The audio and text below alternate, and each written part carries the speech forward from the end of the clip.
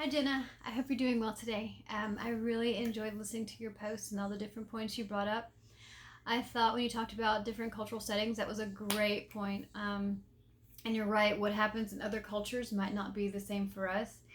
And all the cultures, they might even create more anxiety and more issues that are not applied to us here in America. So I thought those were very good points. I also appreciated the point you brought up about Paul and the Bible, and then how he stated, stay away from this sin, sexual immorality, and other sin, because that will lead to an unhealthy life. But he didn't go into the reasons of why, the background of each sin and what it causes, and it's like we almost have to do all that digging on ourselves. Which, in fact, I'm just thinking this is kind of creative on God's point, because that gets us more into the Bible, which gets us more closer to Him, which, falling in love with Him more. And I don't know, it just kind of popped in my head, but that was a great point.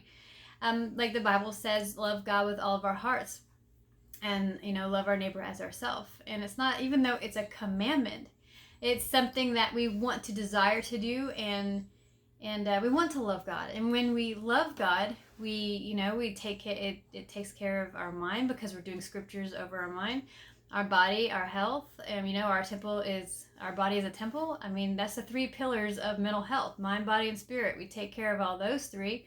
We find balance in all those three. We can better our overall health.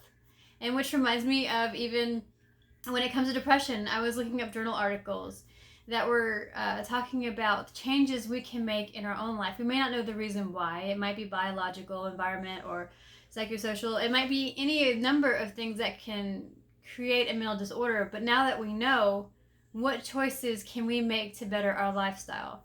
Are we doing things to stop anxiety? Are we doing things to stop depression, or help better our depression, or stop being so manic? I mean, are we doing things to stop inducing these particular disorders? And one study I was reading uh, about how even with people with depression have shown to better their symptoms just by making healthy choices in their life. And then the article is Neuropsychological Symptoms. It's a self-report. And it was talking about little changes that we can make in our own lives can better our overall well-being. And I think it's very important that when we go in our future and helping people, we may never know the exact reason why, the science behind it, or our environment, but we can start digging into it and helping our clients finding out why they're wise, or what they can do to better their overall well-being, which can lead to an overall healthier life. Anyway, thank you so much.